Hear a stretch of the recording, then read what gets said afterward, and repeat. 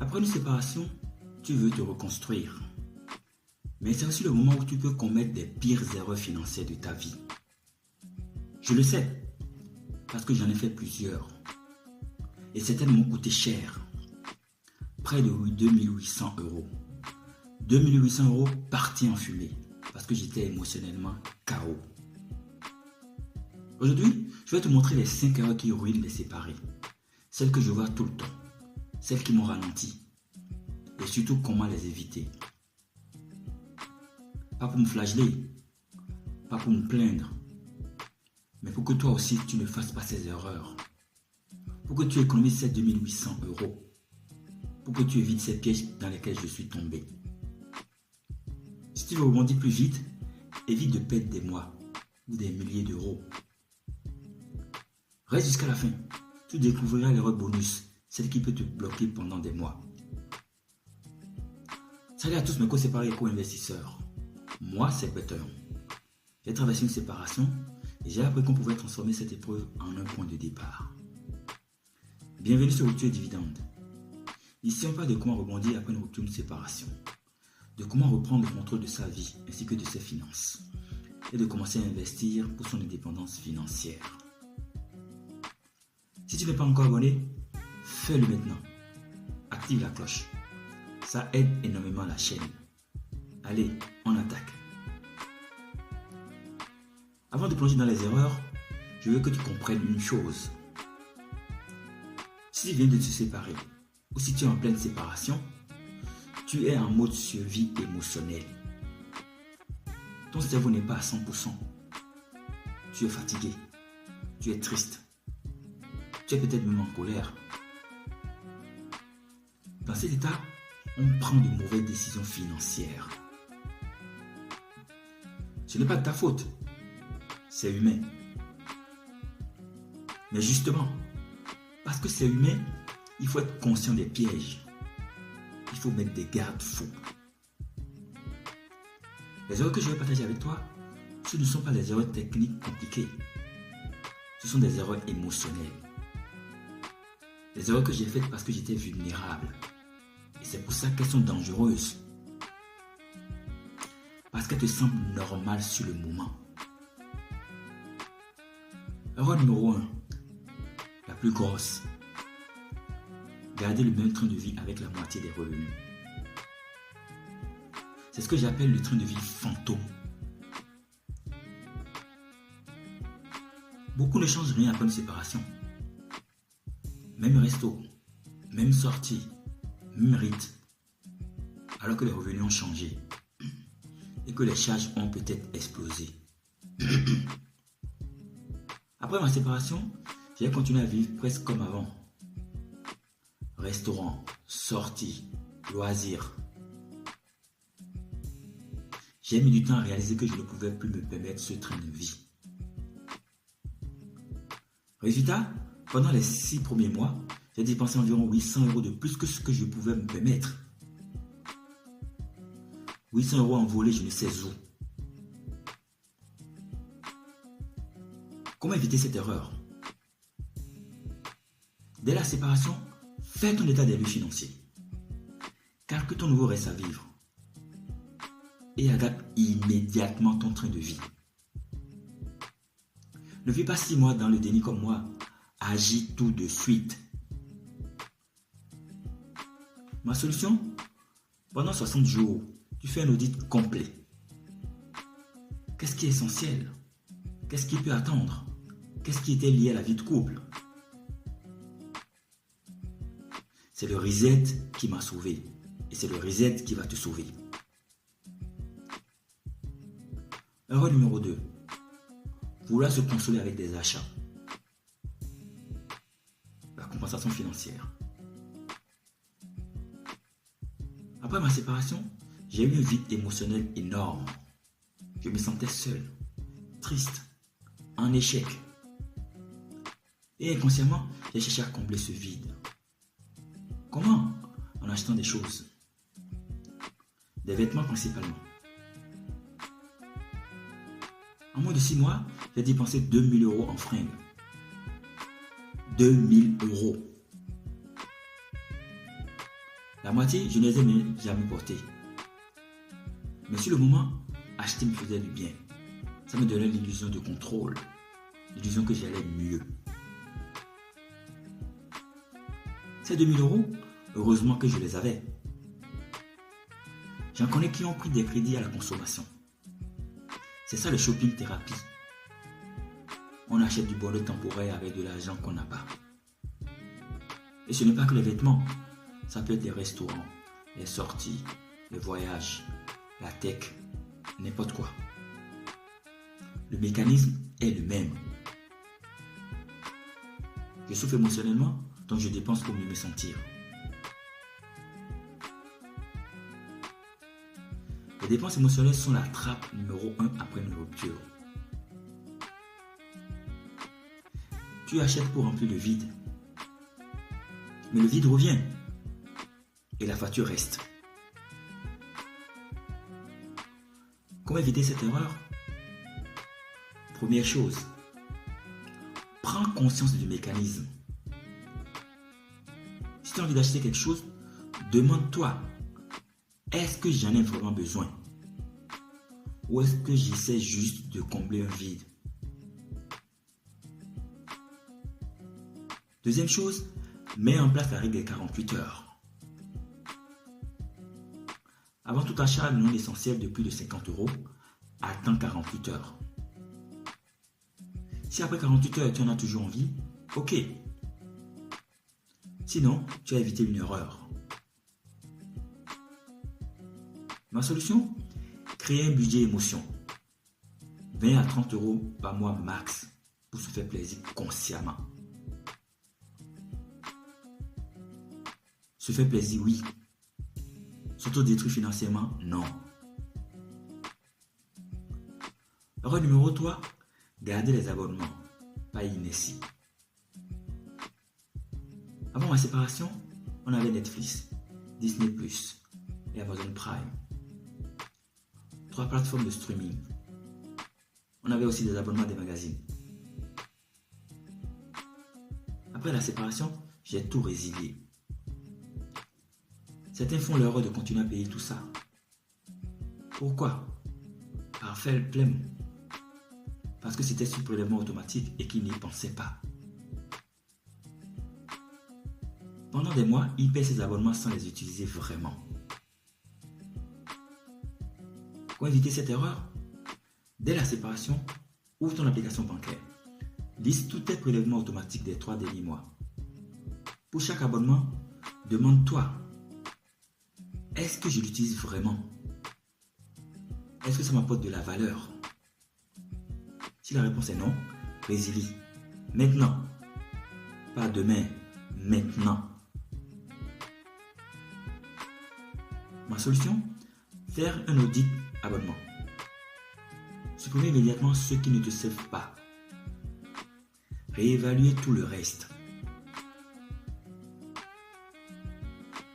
Erreur numéro 4. Négliger le fonds d'urgence reconstruction. Après une séparation, tu es plus vulnérable. Tu as des dépenses imprévues. Toujours. Il y en a toujours. Déménagement, meubles à racheter, caution, frais d'avocat parfois, frais administratifs. Sans parler des vrais imprévus. Panne de voiture, réparation, pépins de santé, facture surprise. Moi, j'ai toujours un fonds d'urgence. Je connais personne qui n'avait pas de fonds d'urgence. 0. Résultat, il a dû emprunter 1300 euros à sa famille pour couvrir le déménagement et la caution de nouveaux logements. 1300 euros qu'il a mis des mois à rembourser. Et pendant ces mois, il n'a pas pu épargner ou investir parce qu'il remboursait sa famille. S'il avait eu un fonds d'urgence de 1000 à 3000 euros avant la séparation, ou s'il l'avait constitué rapidement après, il aurait évité cette situation humiliante de devoir emprunter à sa famille. Comment éviter cette erreur? Dès que tu as fait ton budget, ta priorité numéro 1, c'est de constituer un fonds d'urgence. Minimum 1000 euros. Idéalement 3 à 6 mois de dépenses essentielles.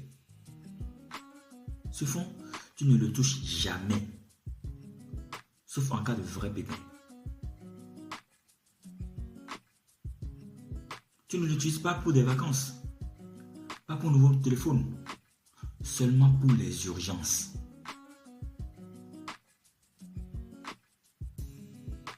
Les 6 premiers mois après la séparation, il faut mettre 100% de ton épargne dans le fonds d'urgence. Rien dans les investissements, juste sécuriser d'abord, ensuite investir. Sans le fonds d'urgence, le premier imprévu te met à genoux. Erreur numéro 5, ne pas revoir son loyer. La plus grosse fuite après une séparation, un loyer trop cher.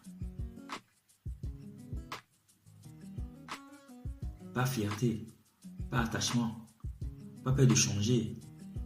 On reste dans le même logement. Et tous les mois, tu saignes par exemple 150 à 300 euros pour rien. Ma solution, réévaluer ta situation. Au lieu d'un T3, tu peux prendre un T2. Tu peux quitter le centre-ville pour la périphérie. Tu peux privilégier la colocation à la location seule. Moi, j'ai quitté un T4 pour un T3.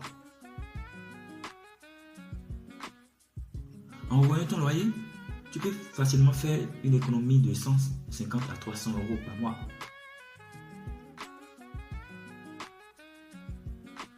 Après une séparation, tu es pressé. Pressé de tourner la page. Pressé de recommencer. Pressé de te sentir mieux. Et cette précipitation peut te faire prendre de mauvaises décisions financières. Exemple concret de décisions précipitées que j'ai vues autour de moi. Déménager trop vite dans un logement trop cher parce que tu veux bien démarrer ta nouvelle vie. Résultat, un loyer que tu ne peux pas te permettre sur le long terme. Si tu dois déménager, visite plusieurs logements. Compare les loyers. Négocie si possible. Ma solution? Pour toute décision financière importante, attends 7 jours. Prends le temps de réfléchir. Prends le temps de comparer. Prends le temps de négocier. Ne signe rien sous pression émotionnelle.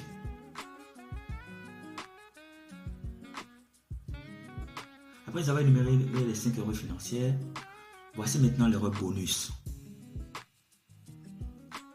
Remettre l'épargne à plus tard. Après une séparation, on se dit souvent, je vais d'abord stabiliser et ensuite j'épargne. Le problème, ensuite n'arrive jamais. Résultat, 6 mois, 1 an, 2 ans de perdu et 0 progression. Ma solution, commence tout de suite à épargner. Même 10 euros par mois.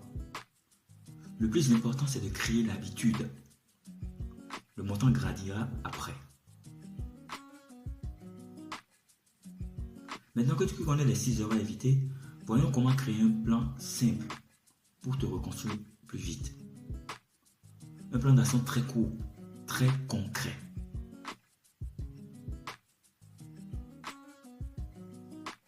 Tu fais un audit de tes 5 catégories de dépenses. Tu élimines tout ce qui n'est plus aligné avec ta nouvelle vie. Tu mets en place une optimisation facile dès ce soir. Tu commences à épargner minimum 10 euros par mois. Si tu veux aller plus loin, applique mes méthodes 60-30-10, 50-40-10 ou la méthode des 6 cruches. Récapitule maintenant les 6 erreurs et ce qu'elles m'ont coûté. Erreur numéro 1. Garder le même train de vie. Environ 800 euros perdus en 6 mois.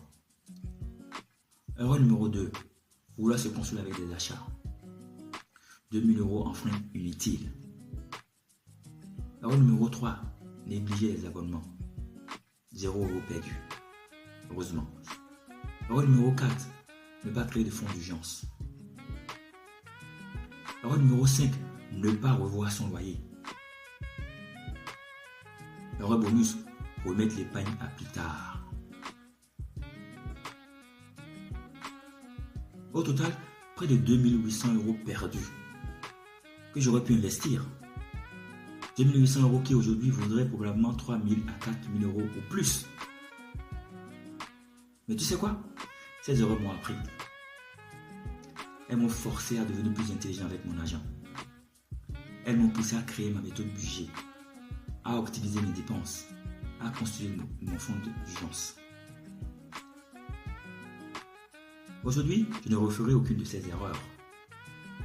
Et toi, si tu regardes cette vidéo, tu ne les feras pas non plus. Tu viens d'économiser près de 2800 €, ou plus d'ailleurs. Les erreurs, ça fait partie du parcours. On ne peut pas toutes les éviter. Mais si tu évites ne serait-ce que 2 ou 3 de ces 6 erreurs, tu auras déjà économisé des milliers d'euros. Maintenant, ton défi pour cette semaine.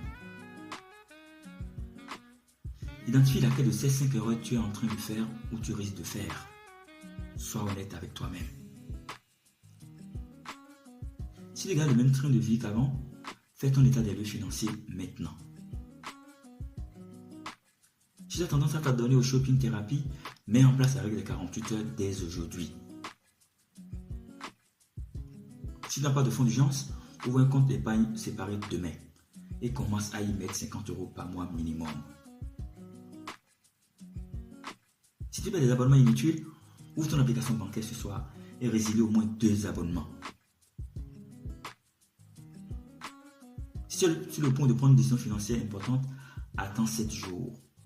Juste 7 jours. Respire. Réfléchis. Si cette vidéo t'a évité ne serait-ce qu'une de ces erreurs, laisse un like et abonne-toi. La semaine prochaine, je te montre comment te faire de l'argent avec le parrainage et le cashback. Des petits revenus passifs qui s'ajoutent à tes économies. Évite ces erreurs. Protège ton argent. Tu en as besoin pour reconstruire. Et si tu veux aller encore plus loin, regarde cette vidéo juste ici. Comment j'ai optimisé 912 € par mois sans me priver. On avance ensemble. Prends soin de toi et de tes finances. Hasta la vista.